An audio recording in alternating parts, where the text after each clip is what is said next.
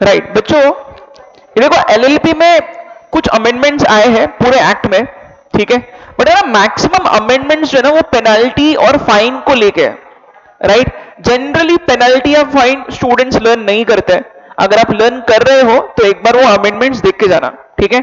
At least कुछ important amendments जो अभी हम लोग डिस्कस कर रहे हैं ना उसमें फाइन पेनल्टी थोड़ा लर्न कर लो बच्चों, बिकॉज अमेंडमेंट्स का भरोसा नहीं होता है, इंस्टीट्यूट अमेंडमेंट्स पे क्वेश्चंस पूछ सकती है, ठीक है।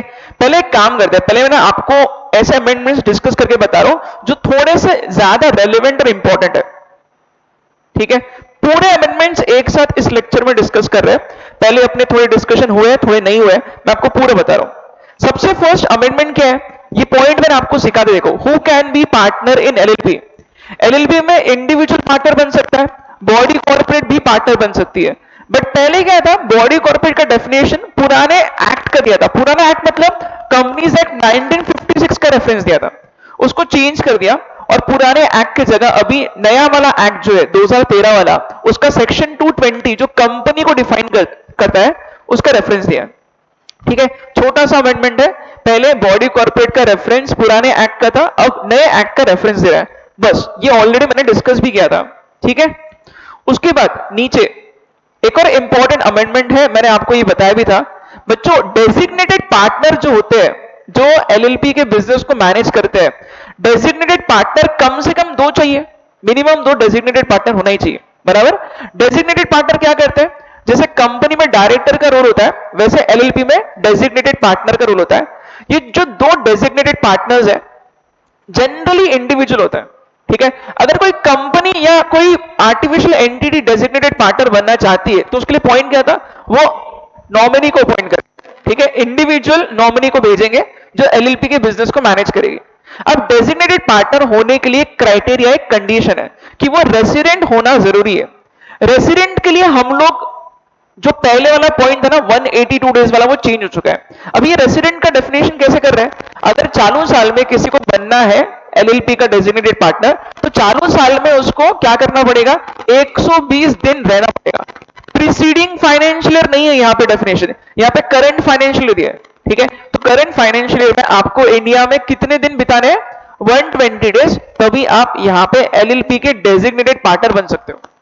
समझ में आया, ठीक है, right. So this is a small amendment but ये इंपॉर्टेंट अमेंडमेंट है बच्चों। 120 दिन हो गया, पहले कितना था 182 डेज। सिमिलर अमेंडमेंट है ना ओपीसी में आया है कंपनीज एक्ट में, अगर किसी को ओपीसी का मेंबर बनना है तो उसको कितने दिन रहना चाहिए, उसको 120 दिन रहना चाहिए, ठीक है। बट वहां और यहां फर्क क्या बता, उधर प्रीसीडिंग फाइनेंशियल ईयर है और इधर करंट फाइनेंशियल ईयर, ठीक है, ओके।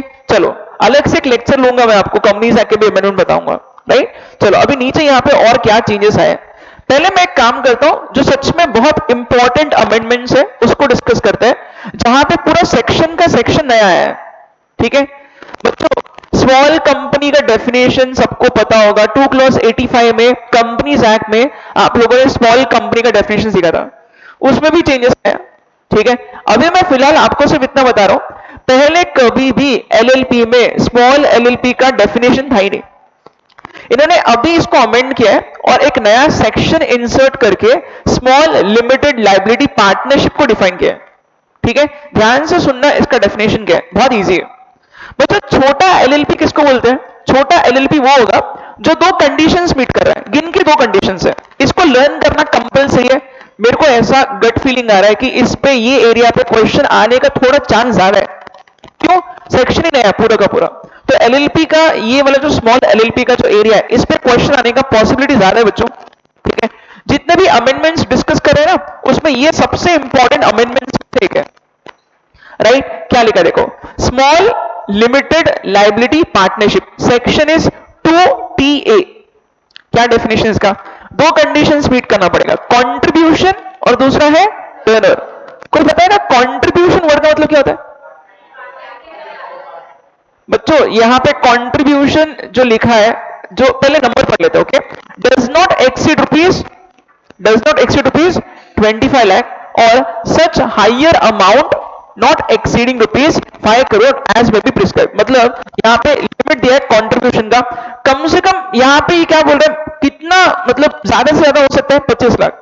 इसको रीड कैसे करना सुनो, फिलहाल आज स्मॉल एलएलपी किसको बोलेंगे? जहां पे कंट्रीब्यूशन का नंबर 25 लाख से ज्यादा नहीं जा रहा है। अगर 25 लाख में ही उसने बिजनेस को चलाया है, कंट्रीब्यूशन इतना ही है, 25 लाख का ही है, तो उसको स्मॉल एलएलपी बोलेंगे। ये फिर 5 करोड़ का है बच्चों। फिलहाल लिमिट 25 लाख है, 25 लाख से ज्यादा गया तो उसको स्मॉल एलएलपी नहीं बोलते हैं। अगर सेंट्रल गवर्नमेंट की फ्यूचर में इच्छा हुई ये लिमिट को बढ़ाने की, तो उसको बढ़ा के 5 करोड़ तक कर सकती है। ठीक है, 5 करोड़ क्या है मैक्सिमम लिमिट एलएलपी का, स्मॉल एलएलपी का। ये कंट्रीब्यूशन का लिमिट फिलहाल 25 लाख है, इसको फ्यूचर में इंक्रीज करना है तो सेंट्रल गवर्नमेंट के पास पावर दिया गया है, ये इसको बढ़ा सकती है। ठीक है, क्या लगता है आपको over the period of time, आज से 10-15 साल में ये 25 लाख नंबर बहुत छोटा लगेगा, तो ये 25 लाख के नंबर को बढ़ाना पड़ेगा इन्फ्लेशन के हिसाब से, तो इसको बढ़ा सकती है सेंट्रल गवर्नमेंट। मैक्सिमम कितना कर सकती है? 5 करोड़। बट अभी 5 करोड़ नहीं है, अभी कितना लिमिट है? 25 लाख। तो अगर आपको एग्जाम में क्वेश्चन आया कि कंट्रीब्यूशन सिर्फ 20 लाख है तो स्मॉल एलपी बन सकती है, क्यों? 25 लाख से कम है। बट सिर्फ एक कंडीशन मीट नहीं करना है, आपको एक और कंडीशन मीट करना है। दूसरा कंडीशन कौन सा है? टर्नओवर का। What is meaning of turnover? Sales. LLP का सेल अगर 40 लाख से ज्यादा नहीं है तो उसको हम लोग स्मॉल एलएलपी बोलते हैं। तो दो कंडीशंस आपको याद रखना है, एक है कंट्रीब्यूशन का, दूसरा है टर्नओवर का। तो कंट्रीब्यूशन कितना होना चाहिए? 25 लाख तक चलेगा, और सेल कितना होना चाहिए? 40 लाख तक चलेगा। ये जो सेल का नंबर है इसको सेंट्रल गवर्नमेंट फ्यूचर में बढ़ा के 50 करोड़ तक इंक्रीज कर सकती है। फिलहाल इसको 40 लाख रखा है, अभी के लिए लिमिट कितना है? 40 लाख की। 50 करोड़ क्या है? पावर दिया गया है सेंट्रल गवर्नमेंट को फ्यूचर में इसको इंक्रीज करने का। ठीक है, एग्जाम में क्वेश्चन आया, बताओ स्मॉल एलएलपी है नहीं, कंट्रीब्यूशन है 20 लाख और टर्नओवर है 30 लाख, रहेगा?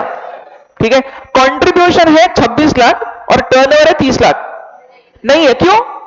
दोनों कंडीशंस मीट करना है, कंट्रीब्यूशन का भी और टर्नओवर का भी। अगर दोनों कंडीशंस मीट होते हैं तो इसको हम लोग स्मॉल एलएलपी के डेफिनेशन लाते हैं। आपको एग्जाम में प्रैक्टिकल क्वेश्चन भी आ सकता है केस लॉ वाला, या फिर आपको एग्जाम में डायरेक्ट क्वेश्चन भी पूछ सकते हैं। तो आपको प्रिपेयर्ड रहना है, इसका डेफिनेशन ढंग से लर्न करके जाओ, डेफिनेशन का नंबर भी लर्न करो। क्या है नंबर?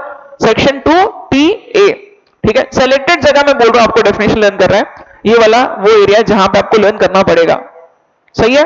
अच्छा, नोट क्या लिखा है? सेंट्रल गवर्नमेंट में consider any other LLP as small LLP if it fulfils such terms and conditions as may be prescribe. मतलब सेंट्रल गवर्नमेंट को फुल पावर है, सेंट्रल गवर्नमेंट अपने मर्जी से कोई भी रैंडम एलएलपी को स्मॉल एलएलपी डिक्लेयर कर सकती है।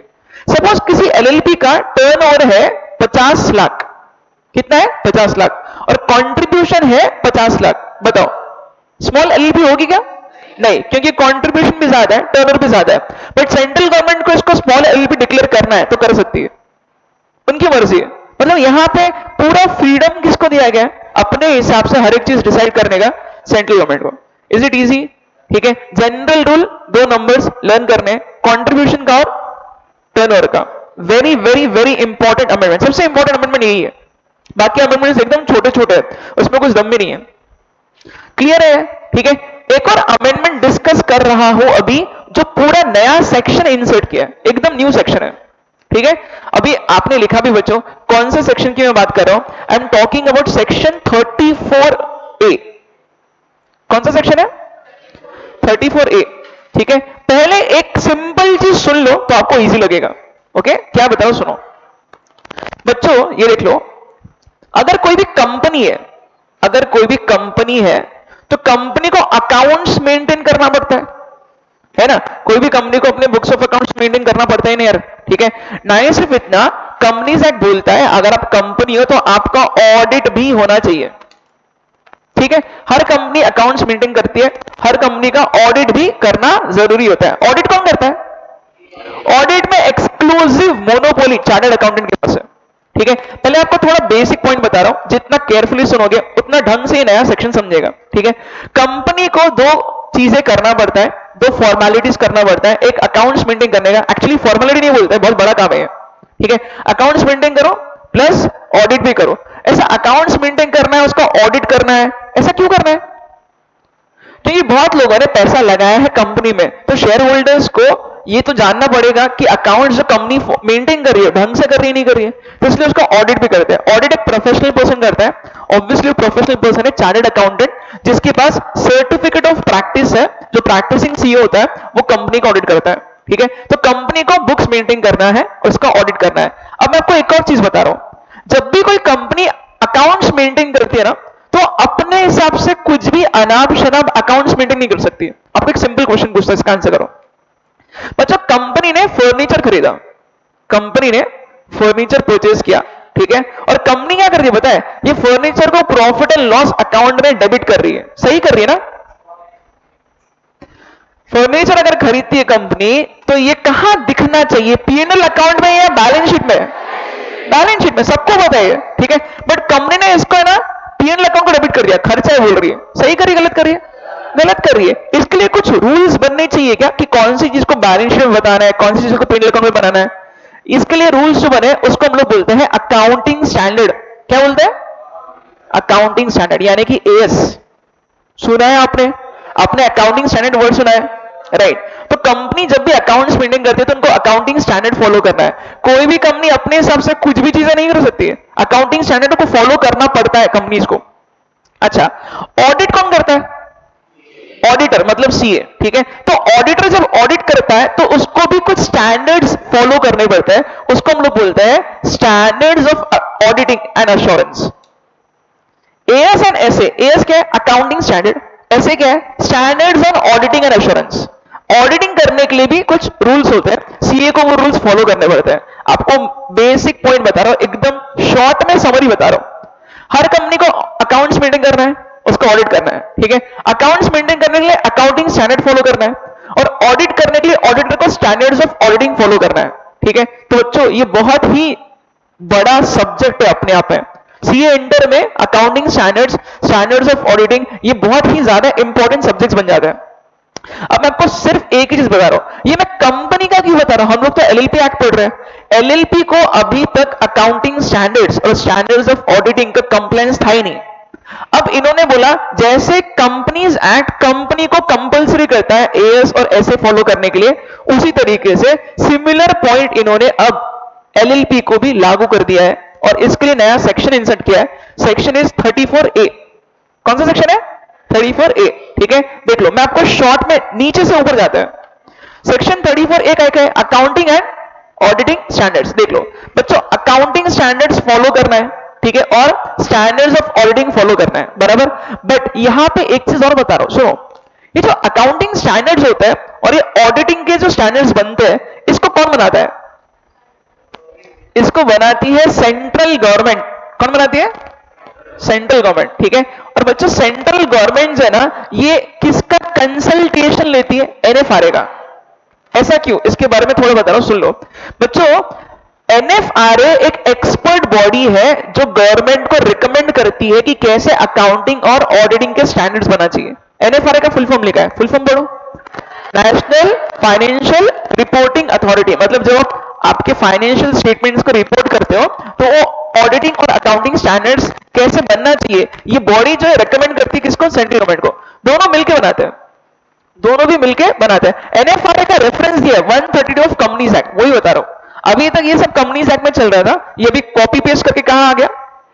एलएलपी में, ठीक है। सिंपल चीज अगर मैं बताऊं आपको, सेंट्रल गवर्नमेंट और निफ्रा मिलके एलएलपी को बोलेंगे कि आपको कैसे अकाउंटिंग स्टैंडर्ड्स फॉलो करने हैं और कैसे ऑडिटिंग के स्टैंडर्ड्स फॉलो करने हैं, ठीक है। और जब भी ये बनाया जाएगा ना, तो ना रिकमेंडेशन लिया जाएगा chartered accountants of India under section IC3 of ICA act 1949। CS को भी यहां पे उनका एक्सपर्ट ओपिनियन देने के लिए बोलते हैं, ठीक है। बच्चों आपको एक सिंपल चीज बताओ, क्या चार्टर्ड अकाउंटेंट्स की बहुत रेस्पेक्ट क्यों है? बताए बिकॉज चार्टर्ड अकाउंटेंट्स को ही ऑडिटिंग और अकाउंटिंग स्टैंडर्ड्स का पूरा नॉलेज रहता है।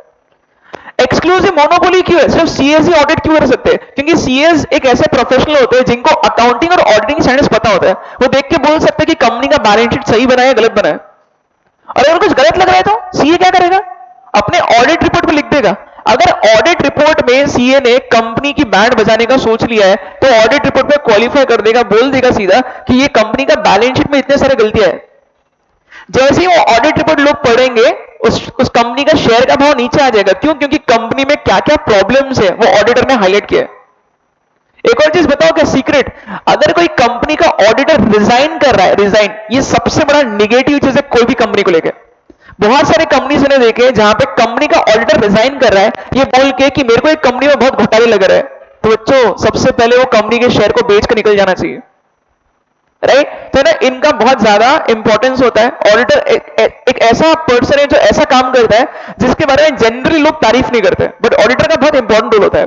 सेम चीज कॉपी पेस्ट कहां आ गई है? एलएलपी में। एलएलपी को दो चीजें करनी है, ऑडिटिंग के स्टैंडर्ड्स, अकाउंटिंग के स्टैंडर्ड्स। कौन बनाता है? Central government. किसके साथ? निफ्रा के साथ। और यहां पर रिकमेंडेशन किसका है? सीए का, जो आईसीएआई एक्ट के अंदर बना है। सही है, सब बता दिया। वेरी इंपॉर्टेंट न्यू सेक्शन, ठीक है। बाकी सारे सेक्शंस एकदम छोटे छोटे हैं। बाकी सेक्शंस में मेरे को कुछ ज्यादा बताने का रोल नहीं बच्चों, मैं आपको थोड़ा डिस्कस करके बता रहा हूं। देख लो और क्या चेंजेस आए हैं, राइट। सी यहां पर देखो क्या चेंजेस है। ये जो रजिस्टर्ड ऑफिस ऑफ एलएलपी है ना, सेक्शन 13, उसमें जो फाइन और पेनल्टी था ना वो चेंज हो गया, ठीक है। पेनल्टी भी क्या है?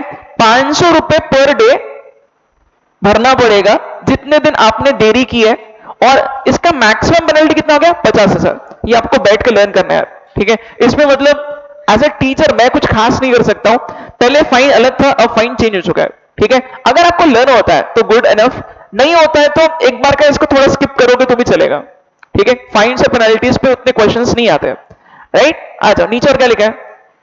ये नेम ऑफ एलएलपी में बच्चों यहां पे 4th नंबर का पॉइंट था, रजिस्टर्ड ट्रेडमार्क से सिमिलर नहीं होना चाहिए, तो वो एप्लीकेशन पेंडिंग और नॉट, ये सब हट गया, ये सब हट गया, ठीक है। तो ट्रेडमार्क एक्ट है 1999 में बना हुआ, उसके अंदर कोई रजिस्टर्ड ट्रेडमार्क को अगर आपने कॉपी कर दिया तो आपको आपका नाम बदलना पड़ेगा। एलएलपी का नाम किसी और रजिस्टर्ड ट्रेडमार्क से कॉपी नहीं कर सकते आप, उसको बदलना पड़ेगा फिर, ठीक बात है। और क्या चेंजेस आए यहां पे देख लो। अगेन ये सारे चेंजेस जो है ना ये देख लो। एक और चेंज क्या है यहां पे, registration of changes in partners. ये जो सेक्शन 25 है इसका कंप्लायंस अगर आपने ढंग से नहीं किया तो यहां पे पनिशमेंट का नंबर चेंज हो गया। एलएलपी या डेजिग्नेटेड पार्टनर को 10,000 का पेनल्टी होगा, और पार्टनर जो नॉर्मल पार्टनर है उसको भी 10,000 का पेनल्टी होगा। दोनों का नंबर सेम कर दिया, राइट। 10,000 चेंज कर दिया उसको। सेक्शन 34, अभी सेक्शन 34 में मैंने क्या किया, इसके बहुत सारे पॉइंट्स हमने पढ़े थे, उसको अलग अलग नंबरिंग दिया, 34(1), 34(2), 34(3) एंड 34(4). इसमें नीचे वही लिखा है, अगर आप अलग अलग सेक्शन का कंप्लायंस नहीं करोगे तो आपको मिनिमम मैक्सिमम पेनल्टी लिखा है। कोई बताएगा इसका मीनिंग क्या है? मिनिमम मैक्सिमम मतलब आप कैसे रीड करना है बता रहा हूं, देख लो। अगर सपोज इमेजिन करो 34(3) का कंप्लायंस बराबर से नहीं हुआ है, अगर 34(3) का कंप्लायंस ढंग से नहीं हुआ है, ये सेक्शन का कंप्लायंस ढंग से नहीं हुआ है, तो क्या होगा? एलएलपी को 100 रुपए का पेनल्टी लगेगा हर दिन। हर दिन मतलब सपोज मान के चलो 200 दिन तक इन्होंने लेट किया है, 200 दिन डिले किया है, तो 200 दिन का पेनल्टी कितना हो जाएगा? 200 × 100 कितना होगा? हाँ 20,000, ठीक है। अगर सपोज 500 दिन लेट किया तो 50,000, ठीक है। अगर मान के चलो 2,000 दिन लेट किया तो 2 लाख होगा वैसे कैलकुलेशन के हिसाब से, बट मैक्सिमम पेनल्टी 1 लाख का तो नहीं आ सकता। समझ में आया क्या? तो आपको मिनिमम मैक्सिमम इस हिसाब से निकालना है, ओके। अच्छा, सिमिलरली अलग अलग सेक्शंस में इनके पेनल्टी के नंबर को चेंज किया गया, मिनिमम मैक्सिमम हर जगह लिखा है। सही बात है, ठीक है। बहुत बार मैक्सिमम पेनल्टी लगता नहीं है, आपको मिनिमम पेनल्टी लगा के छोड़ दिया जाता है। मैक्सिमम कब लगेगा, मिनिमम कब लगेगा, ये सेंट्रल गवर्नमेंट डिसाइड करती है। अगर आपने बार बार सेम गलती की है तो आपको मैक्सिमम पेनल्टी भरने का पनिशमेंट हो सकता है, ठीक है। अगर आपने पहली बार गलती की है तो आपको मिनिमम पेनल्टी भर के छोड़ दिया जाएगा।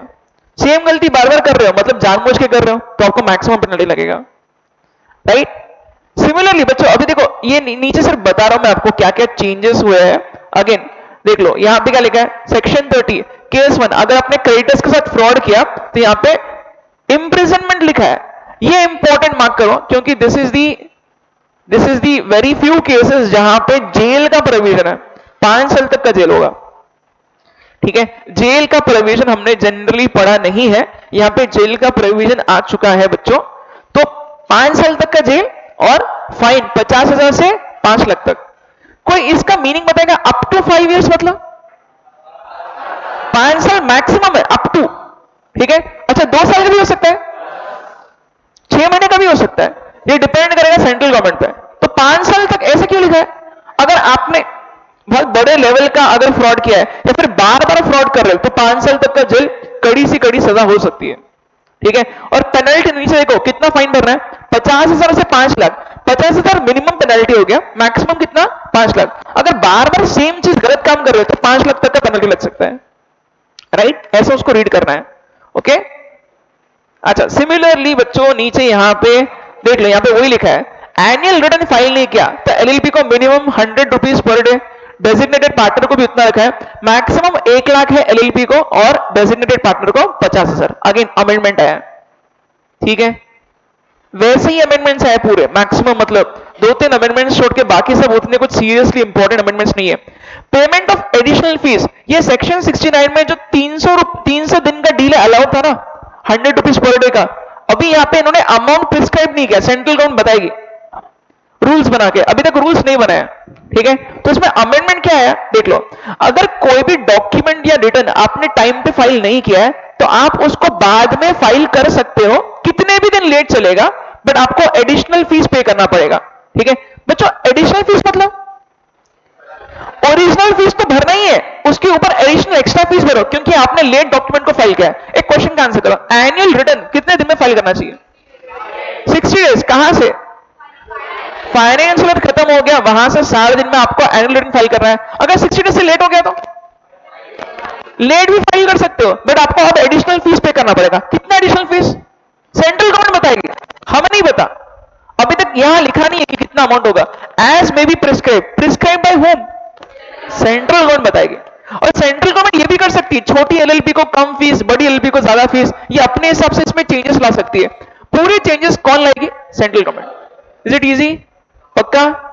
राइट। अच्छा इसके अलावा बच्चों एक दो अमेंडमेंट्स और है, बट वो मैं अभी यहां डिस्कस नहीं कर रहा हूं, वो थोड़े से ना एडमिनिस्ट्रेटिव अमेंडमेंट्स है कि कोर्ट कैसे बनेगा, कौन से कोर्ट के पास जाके कंप्लेन करना है, those are not really very important, ठीक है। तो ये सारे अमेंडमेंट्स मैंने आपको बता दिए। सबसे इंपॉर्टेंट अमेंडमेंट कौन से? 2, स्मॉल एलएलपी का और दूसरा 34A जो नया सेक्शन इंसर्ट हुआ है, उसमें क्या डिस्कस किया गया? अकाउंटिंग और स्टैंडर्ड्स ऑफ ऑडिटिंग फॉलो करना पड़ेगा। कौन बनाता है? Central government. किसके साथ? निफ्रा के साथ मिलकर। और रिकमेंडेशन किसका है? CA as per ICA act under section 3। सही है, राइट। बच्चों इधर अपना एलएलपी होता है समाप्त।